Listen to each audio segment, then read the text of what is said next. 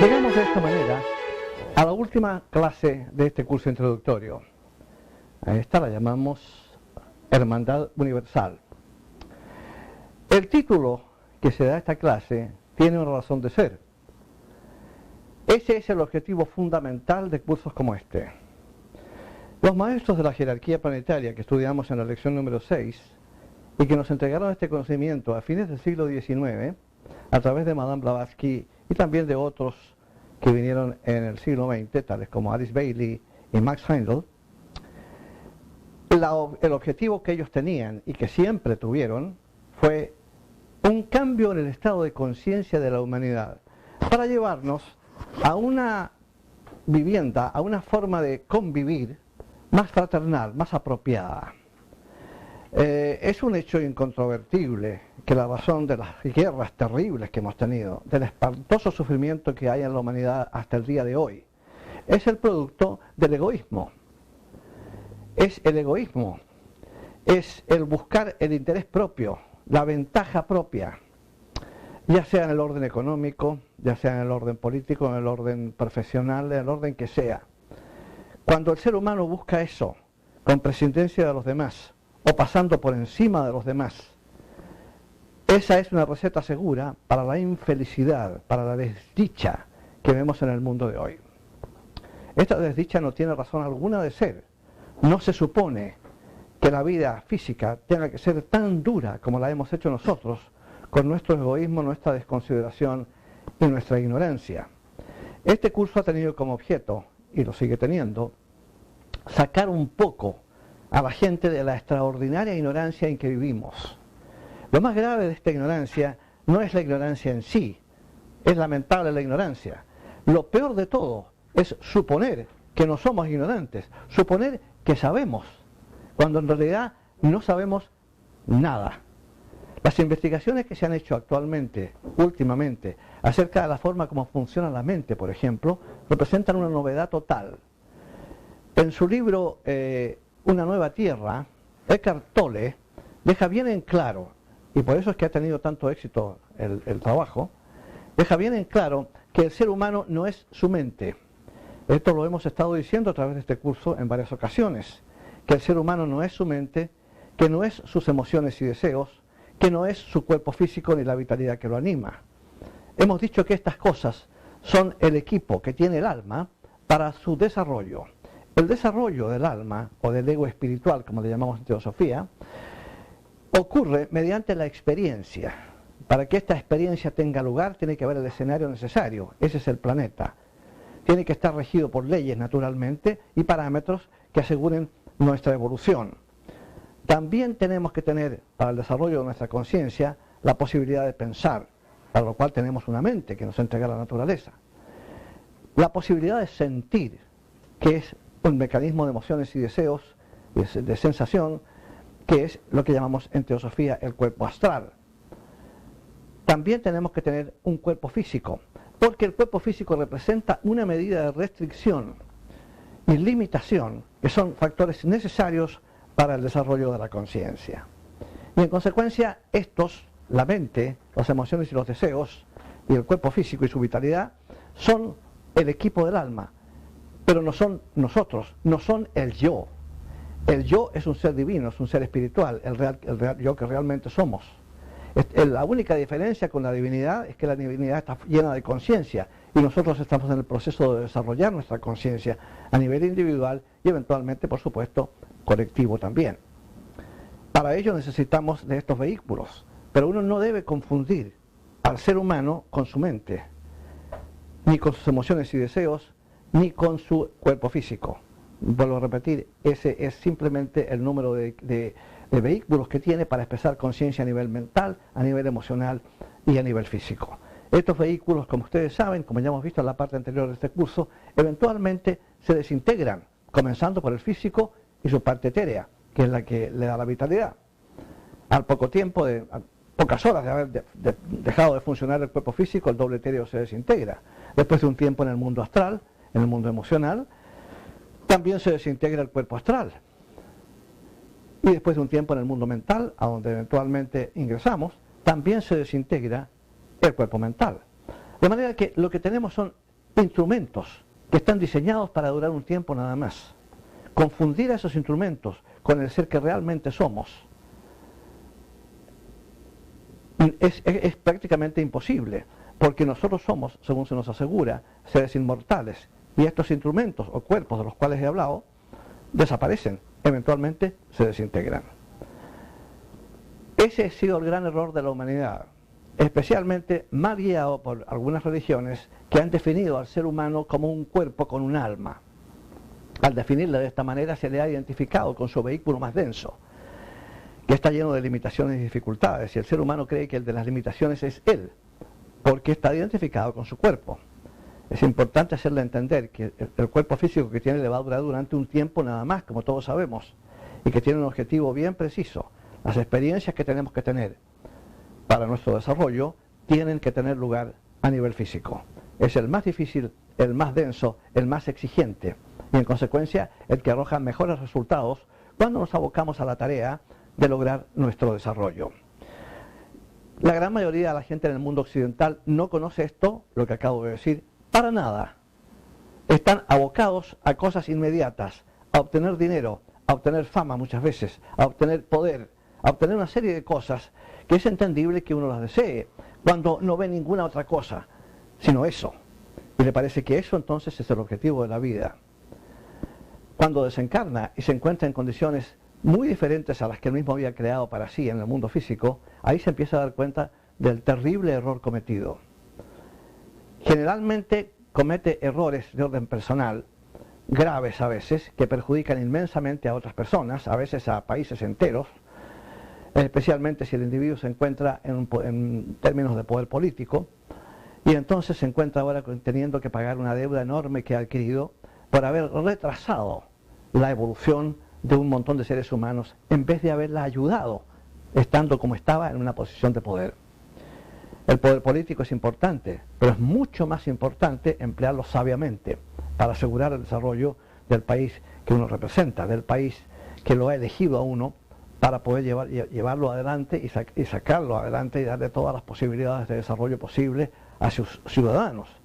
Pero si el gobernante en cuestión no tiene clara la idea de que la única razón por la cual estamos aquí en este mundo es el desarrollo de la conciencia y ninguna otra más, nunca va a proceder como realmente debiera proceder.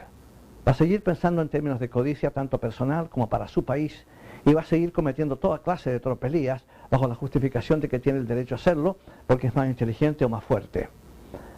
Esto es lo que nos ha puesto, hermanos míos, en el presente predicamento en que se encuentra el mundo actualmente. Un mundo en donde cada 2 segundos muere un niño de hambre.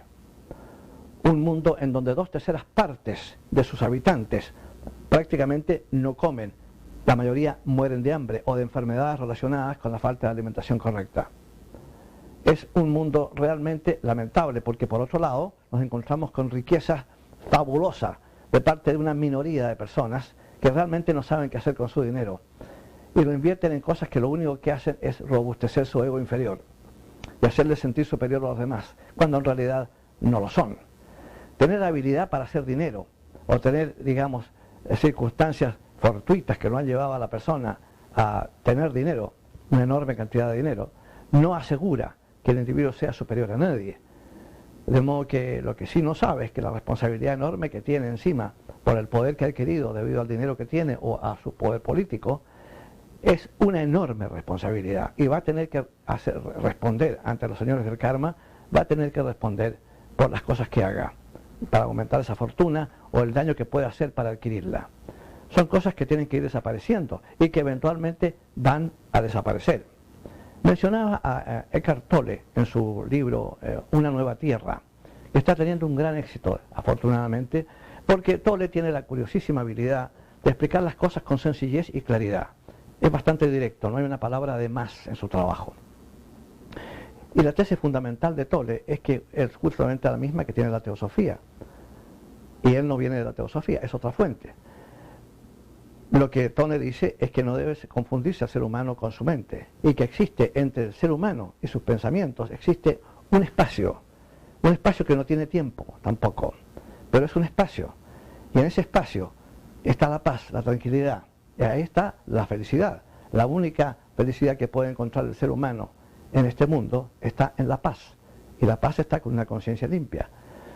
Cuando el ser humano se concentra justamente en ese espacio que hay entre él y su mente, logra avanzar como corresponde y se evita un karma bastante grande. ¿Cómo se llega a eso? Mediante la meditación, que fue un proceso que explicamos en nuestra lección sobre el mundo mental, en la lección número 14, número 12.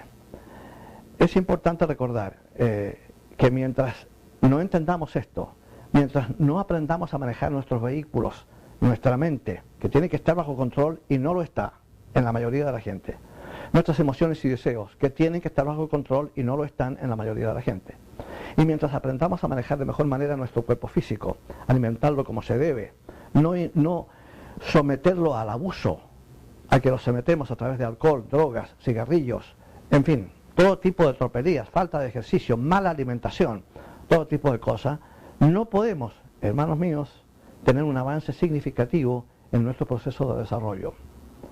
Si queremos una humanidad balanceada, en donde no ocurra el horror que está ocurriendo en la actualidad, tenemos que tomar en consideración todas estas cosas. La hermandad universal va a ser una realidad eventualmente. ¿Cuánto nos vamos a demorar en lograrla? Eso depende estrictamente de nosotros. Y de cuánto nos vamos a demorar en entender cuál es el proceder correcto, qué es lo que tenemos que hacer y qué es lo que tenemos que eliminar. El futuro de la raza humana está apoyado en las próximas dos razas raíces que tenemos por delante. Recordemos que la palabra raza raíz quiere decir un periodo de evolución que tiene lugar que dura muchísimo tiempo. Mientras más avanzada está la humanidad, más breve es ese tiempo. Pero igual estamos hablando, para entrar a la sexta raza raíz, de cerca de 1 millón de años todavía. Todavía nos queda bastante tiempo. No sé cuánto va a durar esa sexta raza raíz, pero si partimos de la base de la primera, el primer periodo que ocurrió en los 7 periodos, las 7 razas raíces a través de las cuales pasa la humanidad, el primero fue de 25 millones de años, cuando los cuerpos humanos todavía no eran lo que son ahora y no estaban hechos de materia física. La segunda tenía cuerpos también etéreos, prácticamente materia física pero sutil, y también duró cerca de 20 millones de años. Estamos hablando de la cosa yendo aproximadamente 60 millones de años para atrás. Sin embargo, en las razas raíces que han seguido, que han continuado, la lemuriana, tercera raza raíz, la atlante, cuarta raza raíz y la quinta en la cual estamos ahora, el tiempo de desarrollo ha sido muchísimo más breve. Y es lógico que así sea, puesto que a medida que la conciencia va despertando, nuestro desarrollo se acelera. Cuando en un comienzo teníamos cuerpos hechos de materia astral nada más, muy sutiles, que no tenían la forma de los que tienen ahora, etcétera, etcétera, era muy difícil el avance, era muy lento, porque no cooperábamos en absoluto. En el presente estado de desarrollo que tenemos y con el cuerpo físico de la actualidad, nuestro desarrollo también a nivel mental ocurre de mejor manera, naturalmente, y de manera más rápida, evidentemente. Calculamos aproximadamente que la quinta raza raíz debe durar 2 millones de años aproximadamente, y ya estamos por terminarla porque estamos en la quinta subraza de la quinta raza. Nos quedan 2 subrazas más. No puedo decir con precisión cuándo comenzará la sexta raza raíz, pero tenemos por delante por lo menos 1 millón de años para las 2 razas raíces que aún quedan. Es lo que se nos ha dicho. No deben ustedes tomar estas cifras como absolutas y definitivas, porque no sé si son precisas, pero es importante recordar que, ya les digo, a medida que el desarrollo va teniendo lugar, el proceso se acelera considerablemente. Y entonces ahí veremos el futuro de la humanidad. Según se nos dice, y tomando en consideración la gran variedad de estados de conciencia que existen en la gente encarnada actualmente, cuando se llega al punto de la quinta raza raíz en la cual estamos ahora, para finalizarla, es evidente que hay muchos egos, muchas almas, egos espirituales, que no van a poder volver a encarnar durante esta humanidad, puesto que han empezado su proceso de desarrollo muchísimo después de otros. No es que sean malos, es que sencillamente tienen mucho menos desarrollo y no alcanzan a completar con el tiempo que queda, no alcanzan a completar el grado de desarrollo que deberían tener para poder entrar al periodo que llamamos sexta raza raíz. Durante ese periodo la vibración, según se nos asegura, de la humanidad sube considerablemente. los egos que están involucrados en esa vibración tienen que tenerla más o menos al mismo nivel para poder funcionar en ella. En el caso de muchas personas, todavía tienen un estado vibratorio correspondiente, por ejemplo, a la tercera raza raíz, estado lemuriano. Es esencialmente emocional, casi nada mental. Y en consecuencia esas personas no estarían preparadas, porque todavía no pueden dar la marca, por así decir, para entrar a la sexta raza raíz. Vuelvo a repetir que no se trata de un club exclusivo, la sexta raza raíz, sino simplemente de un grado vibratorio que ciertos egos no están en condiciones de aprovechar adecuadamente. ¿Qué ocurre con ellos entonces? No se pierden de ninguna manera, quedan simplemente en suspensión, hasta esperando la próxima oleada, la próxima humanidad que viene, en donde ellos van a entrar como los egos más avanzados, porque ya han pasado no solamente una buena cantidad de encarnaciones humanas, sino que además ya pasaron por sus periodos mineral, vegetal y animal, que son previos, como ustedes saben, ya a la etapa humana. Y en consecuencia ellos van a ser los pioneros, por así decir, de la humanidad que evolucionará detrás de la nuestra, posterior a la nuestra. De manera que nadie se pierde. Se calcula que aproximadamente un 60% de la humanidad encarnada actualmente va a ser capaz de entrar a la sexta raza raíz y continuar su desarrollo ahí. Pero esa marca, ese porcentaje también es materia de duda, porque depende mucho de los seres humanos individualmente y de cómo se comporten para mantener su vibración elevada o para no hacerla descender, que es lo que ocurre en algunas ocasiones. Puede que sea 50%, puede que sea un 40%. Normalmente es un 60%, es lo que se nos dice, de los egos encarnados en la quinta raza raíz. Veremos cómo funciona el asunto. No hay manera realmente de saber, porque el ser humano en sí es un enigma, y uno nunca realmente sabe, ni los maestros siquiera saben cómo va a ser el asunto, cómo van a reaccionar ciertas personas bajo ciertos estímulos. El ser humano es complejo y muy difícil de entender. Es muy difícil de pronosticar también lo que va a ser en el futuro. Ahora, tal vez sería conveniente remitirnos a la escritura cristiana, a la Biblia, en donde encontramos una frase que siempre me ha llamado la atención, puesto que generalmente en el cristianismo se predica a Dios como un ser que está al margen del universo, una especie de Padre celestial, que muchos entienden como algo antropomórfico, una persona de aspecto humano, varón y ese tipo de cosas. Sin embargo, en la escritura cristiana escuchamos una frase, leemos una frase que realmente descarta por completo esa idea.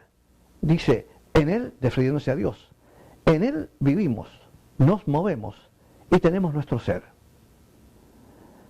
Esa idea claramente indica, en primer lugar, que se trata de algo panteísta. Es decir, Dios está en todas partes y en todo, incluyendo nosotros. La divinidad está dentro de nosotros, no es un personaje. Somos parte del cuerpo de Dios, por así decir. Eso es lo que esa frase bien claramente lo dice, la vuelvo a repetir. En Él vivimos, nos movemos y tenemos nuestro ser. En Él, no fuera de Él. Y yo no puedo entender por qué en ciertas escrituras se dice una cosa y aquellos que la apoyan a esas escrituras y tratan de enseñarla, enseñan lo contrario. Es algo difícil de entender, pero es una cosa que ocurre todo el tiempo, por alguna razón. No podemos continuar con la continua violación de la ley de la hermandad, porque la ley de la hermandad no es una platitud, ni es un buen deseo, ni es una virtud. La ley de la hermandad es una ley universal, por una razón muy sencilla, porque estamos todos unidos, porque todos somos realmente uno, como si estuviéramos parte de una red. Lo que ocurre es que como físicamente estamos separados, en cuerpos separados, tenemos la impresión de que estamos separados, de que estamos desconectados de los demás. Pero a nivel interno la conexión es continua. De modo que cuando actuamos de manera poco fraternal, de manera cruel y desconsiderada, egoísta, malvada con otras personas, lo que hacemos es atropellar esa parte interna nuestra que está unida a la de la otra persona a la cual estamos perjudicando. Y en consecuencia esto trae consigo una terrible reacción kármica, porque estamos, como quien dice, nadando contra la corriente, yendo contra esta ley universal que nos mantiene a todos unidos. Una actitud fraternal a nivel físico, en consecuencia, es absolutamente apropiada. Y eso no ocurre si no lo hay a nivel mental y a nivel emocional. Tanto a nivel emocional como a nivel mental, tenemos que ser capaces de sentirnos hermanos con todo el mundo. No podemos estar con condiciones para ello. No podemos estar con el hecho de que no, este es demasiado negro, de manera que yo no puedo ser amigo de él. Yo soy blanco. Este es demasiado chino, de manera que yo no puedo ser amigo de él tampoco. Es otra cultura, no tengo nada que ver con él. Que mueran de hambre los niños en África, no me importa, no son de mi cultura, es asunto de ellos, ese es problema de ellos, porque no solucionan sus problemas. Esa actitud es la que hemos tenido, y vean el resultado. Yo no sé si ustedes alguna vez han conocido a alguien que les diga yo soy profundamente feliz. Y yo en mi vida no he conocido nunca a nadie que haga esa afirmación. La gran mayoría de la gente es profundamente desdichada, y no existe razón alguna para que así ocurra. Lo que ocurre, sí, es que la forma como funcionamos, como pensamos, como interactuamos, trae consigo toda esta desdicha, todo este desastre. Y lo único que puede terminar con nuestro sufrimiento, nuestra desdicha, es una actitud fraternal para con los demás. Se hizo recientemente se hizo un estudio en la Universidad de Harvard y en la Universidad de Columbia. Estudios hechos de manera profesional. Es una investigación sobre las personas, sobre el dinero y la felicidad. Se utilizaron 630 personas para llevar a cabo la investigación. 630, digamos, personas a las cuales se utilizó para poder determinar qué ocurre cuando la gente gasta su dinero en ellos mismos o lo gastan en los demás. ¿Qué ocurre en términos de satisfacción y felicidad? Y el impacto fue absoluto. Toda la gente que gastó su dinero en sí mismos, en cosas personales, fue muchísimo menos feliz, muchísimo menos satisfecha, muy poco feliz de hecho, casi nada, que aquellas personas que gastaron su dinero, o que gastan su dinero, en otras personas, en otras causas, en ayuda a otros, en caridad o lo que sea. Invariablemente se encontró que aquellos que piensan en los demás son gente más feliz que aquellos que piensan estrictamente en sí mismos. ¿Por qué? Porque esta es una ley universal. Vuelvo a repetir, es la ley de fraternidad. Cuando estamos dando más que recibiendo, estamos siendo fraternales, esencialmente. Siendo fraternales, en consecuencia, encontramos una medida de felicidad. Nunca ha habido otra forma de hacerlo, porque la felicidad está dentro de nosotros. Es un estado del alma. No puede ser comprada con nada, ni con cosas, ni nada de nada. Hay mucha gente que compra cosas, todo tipo de cosas, o que acumula dinero, y después de tener $1 millón se dan cuenta que son más desdichados que nunca, y piensan, en consecuencia, que es cuestión de tener $2 millones o $5 millones, y continúa entonces esta batalla increíble por aumentar la fortuna, en la esperanza de que una vez que se llegue a una determinada cifra, van a ser felices. Y se encuentran que mientras más tienen, menos felices son. Gastan parte de esos millones en psiquiatras para que les expliquen por qué se sienten tan desdichados, habiendo logrado la meta que se propusieron. Y la respuesta es lo más sencilla que hay, y no precisa de un psiquiatra. Pensaron en sí mismos únicamente, y no en los demás. Y al hacer eso, violaron la ley universal de fraternidad. Esa ley universal de fraternidad es, en consecuencia, un componente esencial si lo que queremos realmente es una cierta medida de felicidad. Es importante recordar eso. Tenemos que recordar también que todos somos parte del mismo medio ambiente en el cual funcionamos. Todos respiramos el mismo aire. Y el aire que entra, los átomos de aire que entran en el pulmón de mi vecino, son los mismos que estaban en mi pulmón anteriormente. Y así sucesivamente también con respecto a él y a otras personas. Todos formamos parte de este todo que llamamos el medio ambiente que nos rodea. Y envenenarlo, pensamos que a veces envenenándolo para tener una ventaja personal o una ventaja económica, no nos va a afectar. Sí nos va a afectar, porque somos parte de ese medio ambiente. No podemos ser ajenos a él. Y en consecuencia, estamos cavando nuestra propia tumba, por así decir, creando nuestra propia infelicidad, cuando pasamos a llevar principios tan fundamentales como el respeto por el medio ambiente que nos rodea.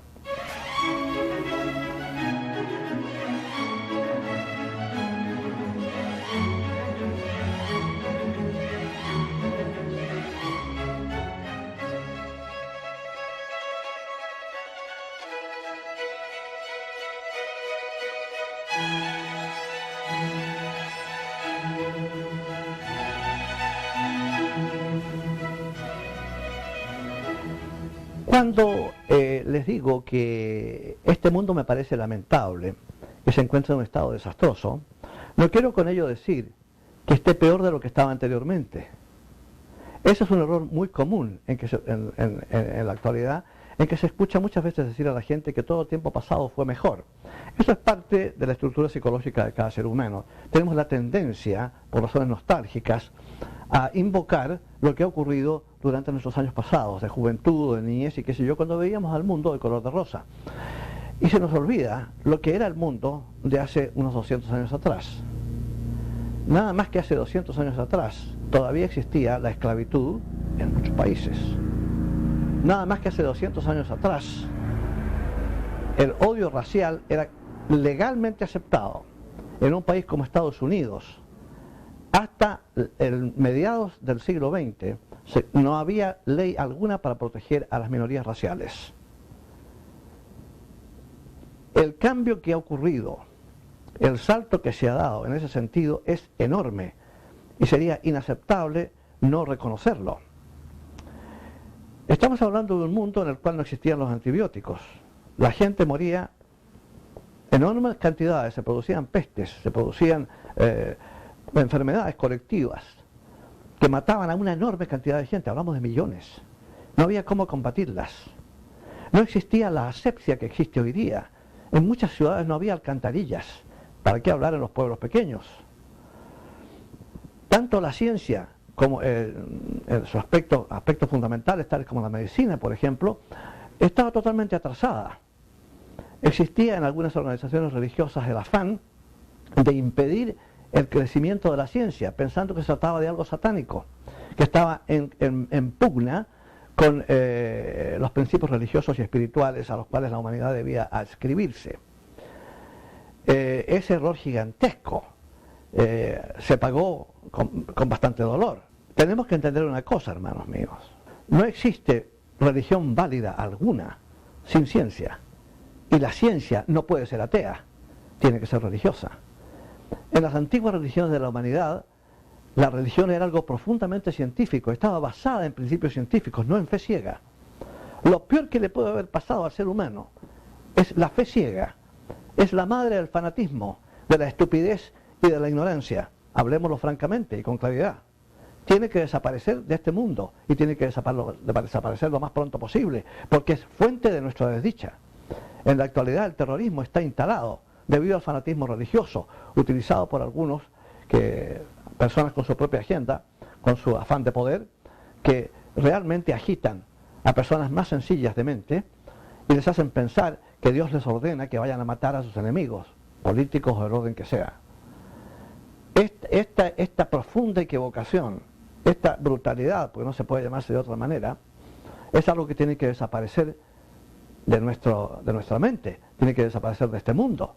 La religión, la palabra religión, viene de la palabra religare, latín, que quiere decir unir. La religión debe unirnos, no separarnos. Y la gran mayoría de las peores guerras que hemos tenido han sido de orden religioso. Y hoy día se siguen matando a la gente en el nombre de Dios. Tanto en el Medio Oriente, como en los Balcanes, como en otras partes, incluso entre gente de la misma religión. Como es el caso, por ejemplo, de Irlanda y la permanente batalla entre protestantes y católicos y este tipo de cosas. Eso es una cosa que no debe ocurrir jamás. Es una forma de deformar el principio espiritual que rige la religión. Debe ser, vuelvo a repetir, un motivo de unión. Jamás un motivo de violencia y jamás un motivo de desunión entre los seres humanos. Mantener en consecuencia una medida de tolerancia es fundamental y eso, afortunadamente, ya estamos en camino a eso. Hoy día es ilegal, por lo menos en Estados Unidos, discriminar en contra de una persona por su afiliación religiosa o por el color de su piel. Y eso representa un gran avance. Es evidente que en tecnología también hemos tenido grandes avances, incluso en el campo de la medicina. El grave error es transformar la medicina en negocio, que algunos países han cometido ese gravísimo error, puesto que margina a la gente más pobre de un cuidado médico apropiado.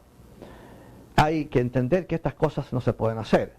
No podemos transformar ni la medicina ni la educación en negocio. No importa cuán efectiva mucha gente piense que puede ser esa idea, es una idea fatal y que traerá todo tipo de problemas y dificultades. Son dos de los grandes problemas que tiene Estados Unidos, un país líder en el mundo.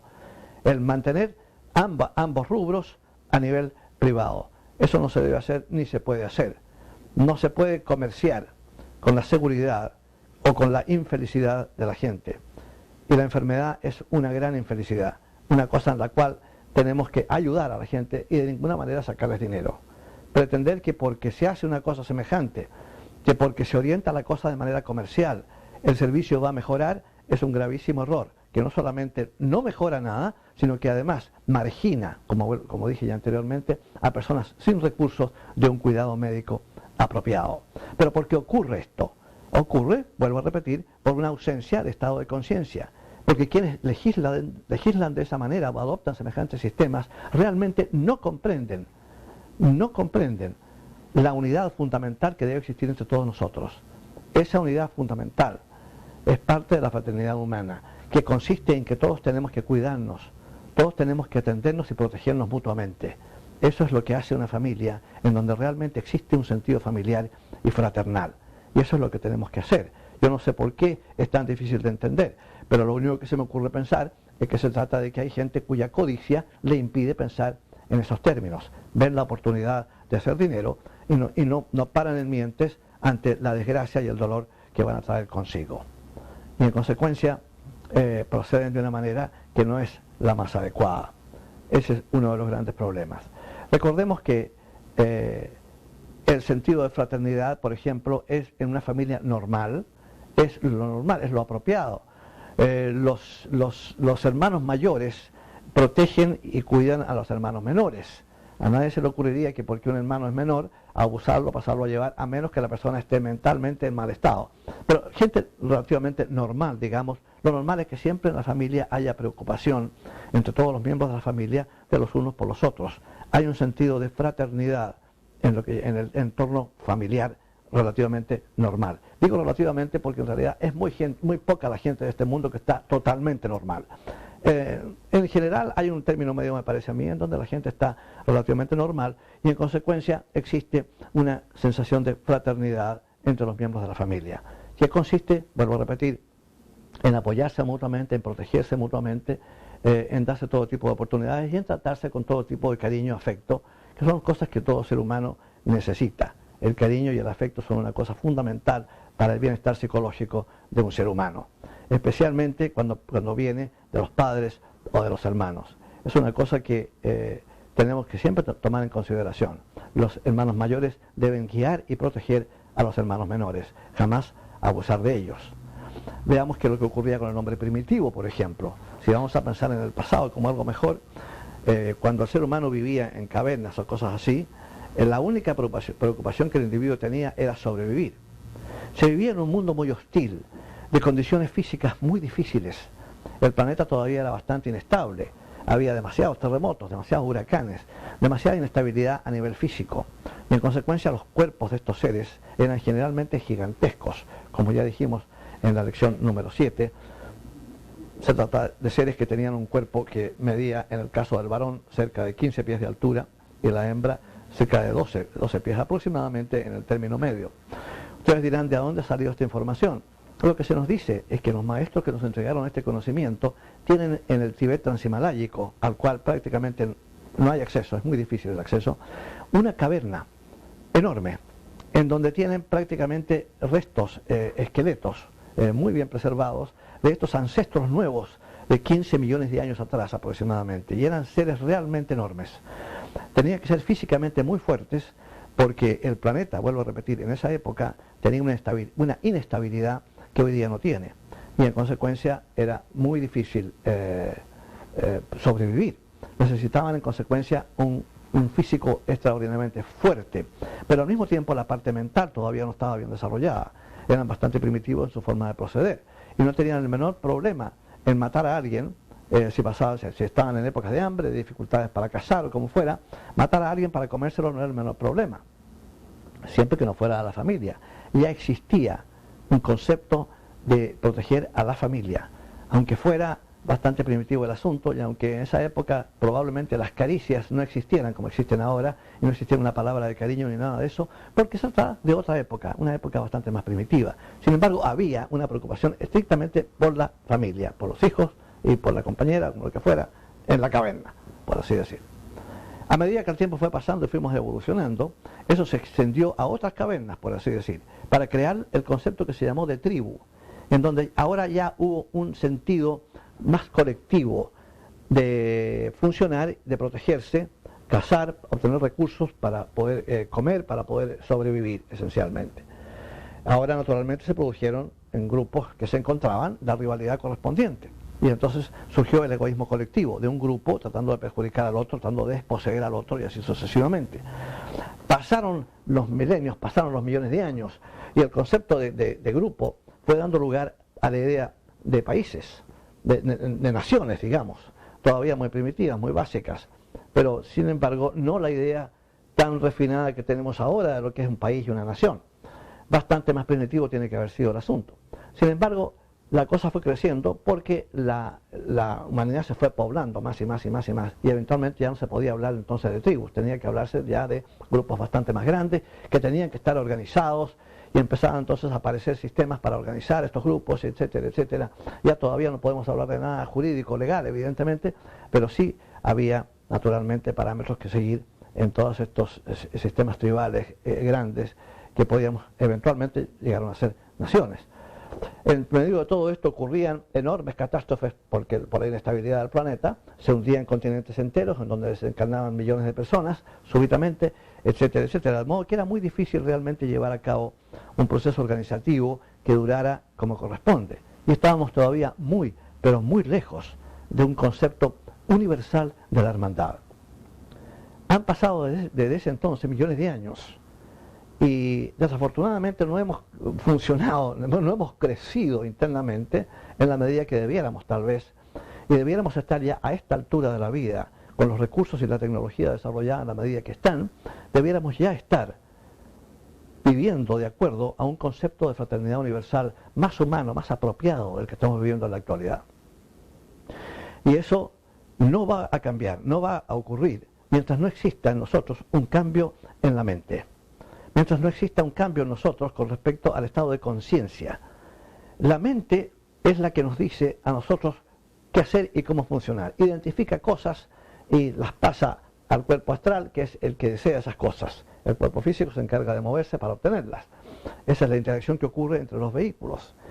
Mientras nuestra mente funcione por su cuenta, en vez de nosotros hacerla funcionar como nosotros queremos, no vamos a tener un cambio de conciencia significativo en la humanidad a nivel término medio.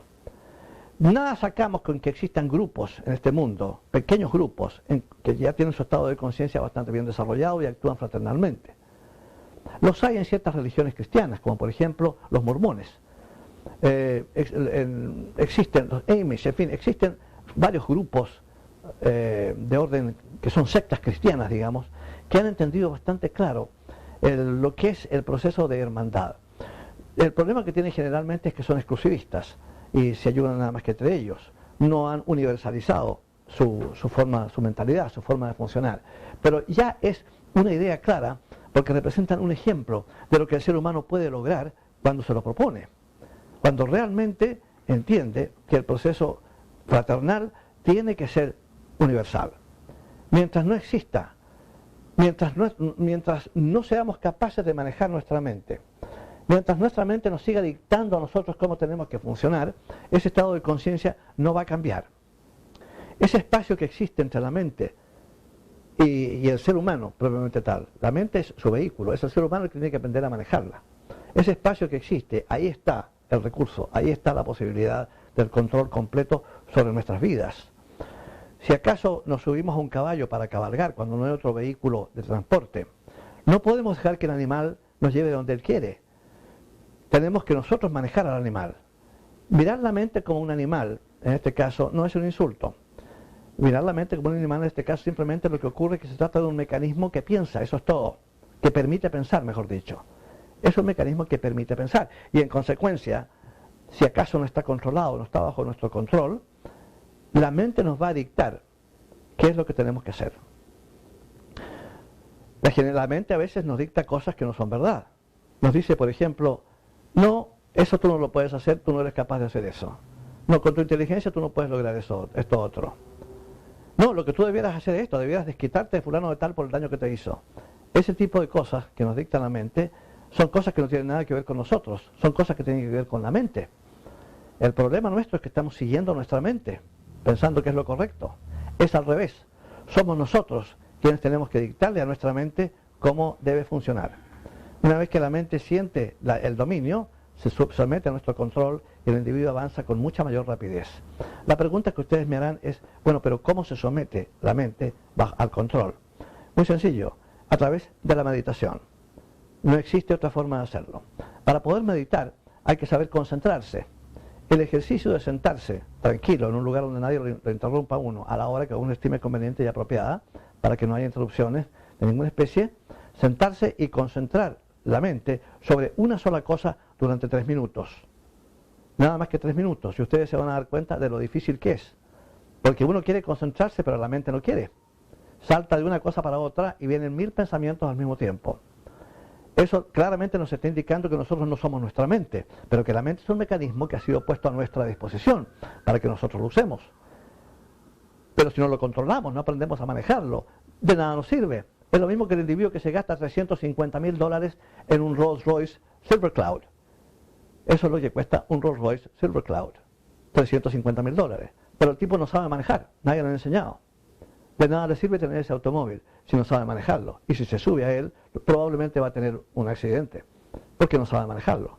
La mente es nuestro vehículo de comunicación con los demás y con las cosas, con el mundo, el medio que nos rodea. Aprender a manejarlo, en consecuencia, es fundamental, y para eso hay que aprender a concentrarse. Toma tiempo, a veces en muchas personas toma bastante tiempo, en otras personas menos, porque depende de la persona. Pero la posibilidad de sentarse y lograr esa concentración es fundamental. Sin ella no puede haber meditación. Cuando la mente se silencia y se tranquiliza a través del proceso meditativo, uno logra control sobre ella. Al lograr control sobre ella, uno tiene una medida increíblemente significativa de avance. Recuerden que la humanidad está hecha de individuos. Mientras el proceso individual no mejore, la humanidad a nivel colectivo no va a mejorar. No se trata aquí de sistema político alguno, son todos buenos, en teoría. No se trata tampoco de sistema religioso, las religiones son todas buenas, en teoría también. Es que la teoría no pasa de ser teoría con nosotros. Ese siempre ha sido el problema. Tenemos que transformar esa teoría en hecho. Tenemos que vivir nuestra religión, nuestros principios espirituales. Tenemos que funcionar a través de ellos. A través de ellos hay una ética que asegura que todo funcione como corresponde.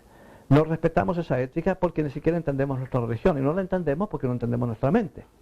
Nuestra mente nos gobierna en vez de nosotros gobernarlo a ella. Esa meditación de 3 minutos de concentración sobre un determinado objeto, eventualmente uno logra hacerlo, si persiste. Persistir en este caso es triunfar. Fundamentalmente, después se avanza más a 10 minutos y después 30 minutos, hasta que llega un punto en que uno es capaz de silenciar la mente por completo. En ese caso ha llegado al control de sí mismo, porque una mente controlada controla el cuerpo astral. Quiere decir entonces que se controlan los deseos y las emociones, algo generalmente totalmente descontrolado en el ser humano contemporáneo. De manera que es sensato hacer una cosa que en ese sentido va a enriquecer nuestra vida considerablemente y va a contribuir al concepto de la hermandad universal. Es verdad que hemos evolucionado, como dije anteriormente, pero todavía nos falta muchísimo. No vivimos en una caverna y tenemos ahora muchos métodos diferentes, muchos recursos para mejorar nuestros problemas, nuestras dificultades, tanto a nivel físico, a nivel clínico, al nivel que ustedes quieran. Sin embargo, todavía nos queda una enorme cantidad de camino por recorrer. Tecnologías tales como el Internet, por ejemplo, han logrado algo que ninguna religión o sistema político había logrado antes, una sensación de globalidad. Quienes tenemos la oportunidad de tener una computadora a nuestra disposición y una entrada al Internet, hemos logrado el extraordinario milagro, por así decir, digo milagro en un sentido figurativo, porque yo no creo en los milagros, pero ha sido realmente algo extraordinario, el poder estar en contacto con el mundo entero en cualquier momento, simplemente mediante presionar 2 o 3 botones.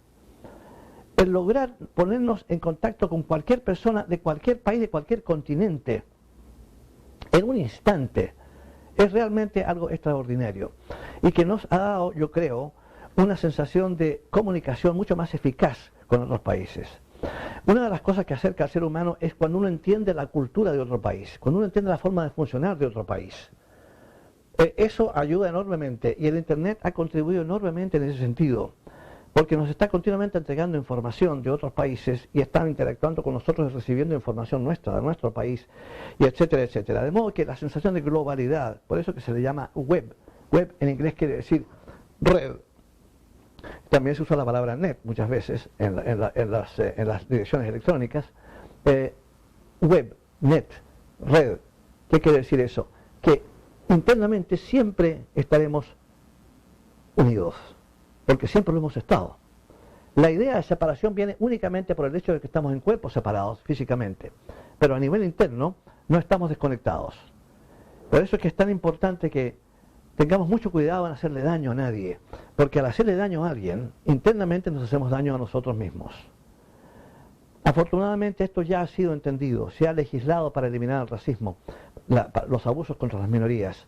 Existe hoy día mucho más posibilidades. Aún persiste terriblemente el egoísmo económico, que es lo que realmente tiene este mundo postrado. La utilización de recursos tales como el petróleo, por ejemplo, sigue siendo un aspecto fundamental cuando está realmente envenenando la atmósfera y creando todo tipo de dificultades financieras para todo el mundo.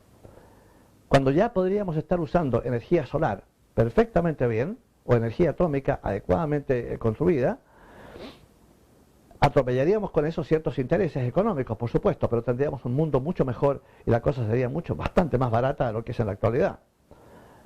Pero para eso tiene que desaparecer el egoísmo. Y para que eso ocurra tiene que haber un cambio en el estado de conciencia de quienes poseen los recursos necesarios y la influencia política o de religiosa o del orden que sea para influenciar a las grandes masas. Es importante para ustedes escuchar las palabras de quienes nos han entregado este conocimiento y ver la sabiduría que hay en ello. Hay un libro escrito por Madame Elena Blavatsky que nos dice lo siguiente, y se llama La voz del silencio. Habla la compasión y nos dice, ¿puede acaso haber felicidad cuando todo aquello que vive está sufriendo? ¿Tenemos derecho a salvarnos mientras escuchamos el grito angustiado del mundo entero? Estas palabras son dichas a aquellos que, habiendo llegado al fin de la jornada humana, se aprestan a ser liberados de la necesidad de volver a renacer en este mundo. La voz les pregunta si se sienten contentos al dejar a sus hermanos menores en el sufrimiento. Tendrán entonces que elegir entre cruzar el portal hacia la liberación total o escuchar la voz angustiada de la humanidad y retornar manteniéndose inegoístas hasta el fin. La compasión es la principal virtud que todo iniciado debe manifestar antes de obtener su liberación. El conocimiento puede ser utilizado para bien o para mal, pero la compasión no tiene alternativa. Escucha el grito angustiado y corre a prestar ayuda. Cada paso dado en el nombre de la compasión es pues un paso apropiado. La práctica de la hermandad es la verdadera expresión de nuestra conciencia de la unidad de toda vida y de nuestro origen común en la fuente suprema. Uno de los maestros que nos entregó esta enseñanza nos dejó lo siguiente escrito a uno de los teósofos originales, Alfred Sinet. El término hermandad universal no es algo venal. La humanidad entera tiene derecho a esperar ciertas cosas de nosotros. Y esta es la única base segura para lograr una moral universal verdadera. Y si esto fuere solo un sueño, es sin duda un noble sueño para el género humano. Y es también la aspiración más elevada del verdadero adepto. Ha sido un placer estar con todos ustedes a través de este curso, que espero que les sirva de ayuda para este mundo, en esta vida, no en la próxima. Esta nos prepara para la próxima. Con este conocimiento podremos haber dado el primer paso en el primer peldaño de la escalera que nos conducirá a la liberación final. Muchísimas gracias.